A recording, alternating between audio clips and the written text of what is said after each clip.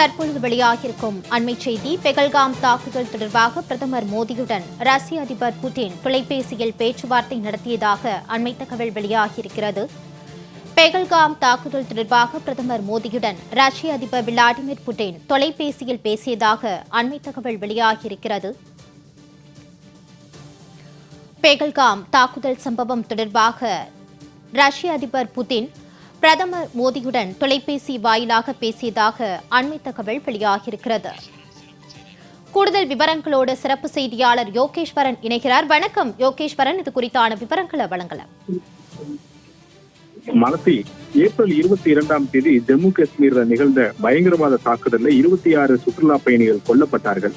இதற்கு பிறகு பல்வேறு நாடுகளுடைய பிரதமர்கள், அதிபர்கள், துணை பிரதமர்கள் உள்ளிட்டோர் பிரதமர் நரேந்திர மோடியுடன் தொலைபேசி வாயிலாக பேசி வரக்கூடிய நிலையில இன்றைய தினம் மத்திய வெளியுறவுத்துறை அமைச்சகத்தினுடைய அதிகாரப்பூர்வ செய்தி தொடர்பாளர் வெளியிட்டக்கூடிய தகவலின்படி பிரதமர் நரேந்திர மோடியுடன் ரஷ்ய அதிபர் விளாடிமிர் புட்டின் தொலைபேசியில் பேசியதாக தெரிவிக்கப்பட்டிருக்கிறது.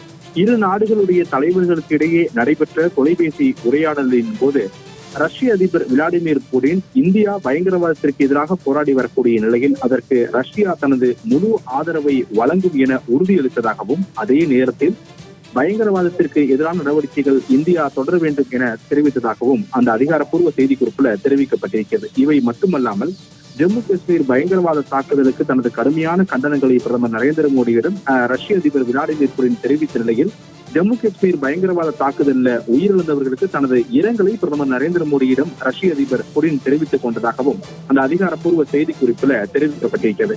இவை மட்டுமல்லாமல் கொடூரமான தாக்குதலுக்கு காரணமானவர்கள் மற்றும் அவர்களுக்கு ஆதரவை அளித்தவர்கள் நீதியின் முன் நிறுத்தப்பட வேண்டும் என பிரதமர் நரேந்திர மோடியிடம் ரஷ்ய அதிபர் வலியுறுத்தி கேட்டுக் கொண்டதாகவும் மத்திய வெளியுறவுத்துறை அமைச்சகம் வெளியிட்டிருக்கூடிய அந்த அதிகாரப்பூர்வ செய்திக்குறிப்புல தெரிவிக்கப்பட்டிருக்கிறது.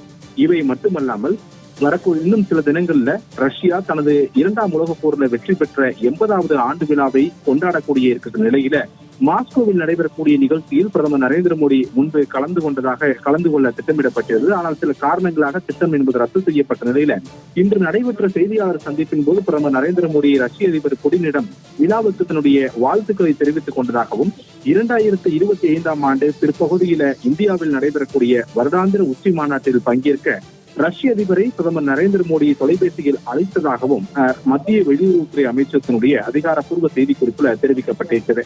இந்தியா பாகிஸ்தான் இடையே இந்த போர் பதற்றம் என்பது அதிகரித்து வரக்கூடிய நிலையில பல நாடுகள் இந்தியாவிற்கு ஆதரவாக தங்களுடைய குரல்களை உயர்த்தி வரக்கூடிய நிலையிலே இந்தியாவுடன் மிகப்பெரிய நட்பு நாடாக இருக்கக்கூடிய ரஷ்யாவினுடைய அந்த அதிபர் பயங்கரவாத தாக்குதலுக்கு இந்தியாவுக்கு எதிரான நடவடிக்கைகளுக்கு நாங்கள் எப்போதும் உறுதுணையாக இருப்போம் என்று பிரதமர் நரேந்திர மோடியிடம் இன்று தொலைபேசி வாயிலாக பேசிய போது உறுதியளித்ததாக மத்திய வெளியுறவுத்துறை அமைச்சகத்தினுடைய அதிகாரப்பூர்வ செய்திக்குறிப்பின் மூலமாக தெரிவித்திருக்கிறார்கள். மாலதி,